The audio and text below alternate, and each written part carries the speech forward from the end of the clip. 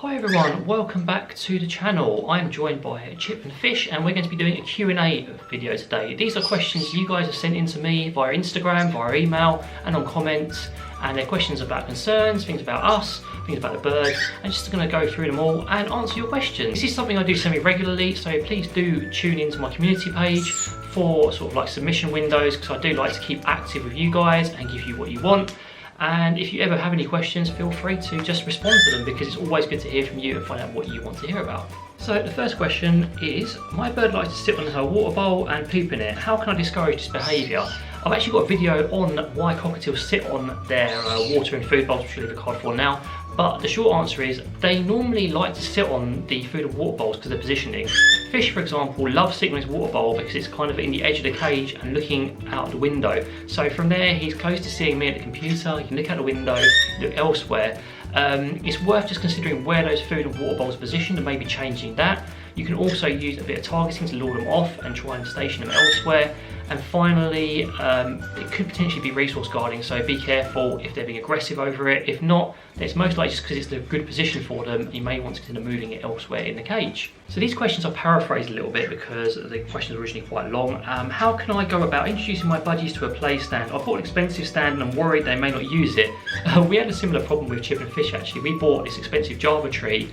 In the end, because the Java wood was very difficult to climb on, great for big parrots, not so good for little ones, they end up just using the base of it and the lower perches. How to introduce it? Normally the best tactics are just bring it into the room and letting them see it, so they don't have to interact with it, it's just there, just desensitize them to it. Then you want to be kind of luring them onto it. So if you can use targeting, that's highly effective. Otherwise, attaching fun toys on there, having lots of food, foraging opportunities. If you can interact with them, bring them closer to it, positively reinforcing for that as well. So even if they get near it or show interest, reinforcing and being positive for that. It can be tricky, but with enough patience, you generally can get them used to a new toy. Whether, if it's a big stand, whether a small bird will actually stay on it and play on it is another matter. I suppose it will depend on how persistent you are with it. How do I go about keeping my bird on me for longer periods of time? My budgie absolutely refuses to stay on me for longer than a second. That can be a tough one, something we've had with some of our parrots as well. Again, it's down to training persistence. Usually you want to be highly positively reinforcing them for any length of time on you. If it's a hand fear, get them desensed to the hand, get them used to it, and just heavily reinforce. I mean, for this situation, I wouldn't normally recommend an entire sprig a minute, but that's what it takes to get them to stay on you for a bit longer. Use an entire sprig. Once they get more used to it, you can break it down to tiny buds and give them more. Just make it a really positive experience to be on you and near you and keep working at it. My budgie will stay on me but refuses to fly to me when I stand further away. Any advice on this? You want to be doing your training for recall and successive approximations, which means you want to be starting off quite close. So when you're training your budgie to recall, you go really close, get to hop on, reward them, keep them on you, then take it a step at a time. If you have to go back a couple of steps because they're not staying or they're just flying away and refusing, then take it back a few steps. But it's all about having that patience and building it up slowly over little steps. It's basically how you train most birds to recall. Some will just fly straight to you and happy, you know, and then we'll go back to station. Others, it takes a lot more time and patience. So just take it little steps at a time and keep building that distance up very gradually with lots of positive reinforcement and potentially a cue or bridge in there as well. My cockatiel's been going in a corner near the wall and then starts to sway and hiss. Is this normal? Is it normal? Yes, cockatiels will do this. It's quite a common behaviour. Is it something you want to be encouraging? Not really. When a cockatiel is going into the corner, swaying and hissing, maybe getting defensive over it, it could be a hormonal sign as well, especially if it's a female, because they're looking for those little nesting areas. So it's something I'd necessarily discourage, but it's nothing to be worried about. It's just something that's worth discouraging in the future if you possibly can. When you're away, how do you find a decent parrot sitter? This is something we have a difficulty with as well, because finding a sort of like a niche, like trained parrot sitters is very difficult. You get loads of dogs and cat sitters, people who know how to do that, but someone who's experienced with parrots is a lot harder. I've got a video on sort of what to do when you go away on vacation, which I'll leave a card for now, but we have the same problem. We want to go away on vacation, but we can't find a reliable parrot sitter in the UK. It is a tough one.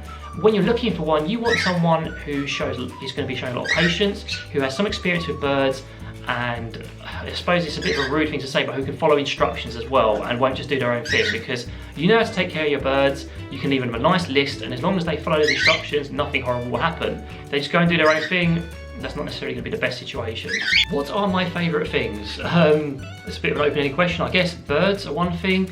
I love gaming, like computer gaming I'm really into. I love wargaming, I love board gaming.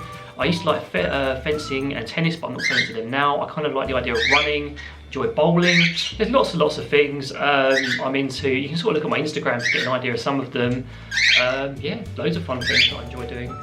I recently got a cockatiel and he's very afraid of me. What can I do? When you're taming any parrot, it takes time, patience and effort. I've got lots of videos on cockatiel bonding and training, so it's worth just being patient and taking off the time. It can take ages for a parrot to bond. Some will do it very quickly, others will take lots of time. Work on passive bonding, work on targeting through the bars, reinforce them, treat them, get them used to your presence, and then start working on retraining and stuff that will reinforce that bond with you. Just take your time.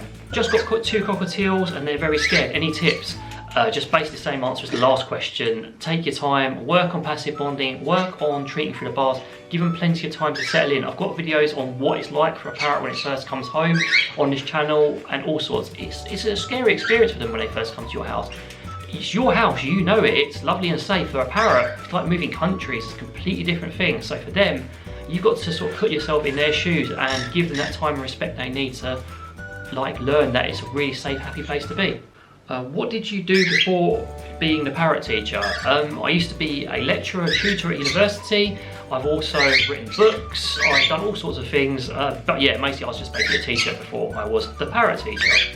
How can you get a bird back in its cage without grabbing it? Firstly, grabbing is like the absolute last resort. I do not recommend grabbing your bird at all. It breaks trust, it creates fear of hands, and it encourages aggression. It is not good. I do apologise to the boys, they wanted to fly around, so I'm just letting them do it. You do not want to be grabbing your parrot. You want to be building a bond with them, get them to go into the cage voluntarily, get them to step up voluntarily so you can pop them in, making it a really positive experience. I've got a video on parrots going back in the cage. I'll leave a card if I can, if I haven't used them all up. But yeah, basically make it positive, don't make it forced. How did Louie lose his leg? So we're not entirely sure. We were told basically the breeder said that it was just something that happened or was an accident. I'm not sure, it's just the way he is and we're just trying to do the best we can for him with it. How is Louie so cute? A lot of love for Louie at the moment, which is cute as cool. He just is very cute, especially when he's laying down, making his little chats and noises. Very cute little guy. Is it responsible okay to let your birds breed and get hormonal? I don't know if it's a leading question or not. It's quite a tough one to answer. Short answer is no. If you're a bird breeder and you know what you're doing, I'd say okay, you know, it's probably better to just rescue rather than breed, but everyone's got to do their own thing, and I have respect for responsible breeders. If you're not prepared for it and you're allowing that to happen, yes, it's a natural behaviour, but is it beneficial to your parrot? Is it actually helping them live a better life? Is it not making them stressed? Is it not potentially causing issues for their behaviour? Is it not potentially causing frustration for them? And is it also not potentially causing a health risk with the eggs? It's things you need to consider yourself. That's my opinion on it. You can all judge for yourself what you think about it. How are the new birds settling in? Generally okay. So they've kind of gotten used to the routine. They go to bed nice and easily. Louie doesn't dive bomb as much when he comes out. Kipling doesn't dive bomb as much when he comes out. Louie's very well behaved. They're taking treats by hand. I'm not getting mauled, but there is still a slight aggression issue, some noise issues, and other things we need to work through. Also, Scampy has taken a real dislike to our new parrots.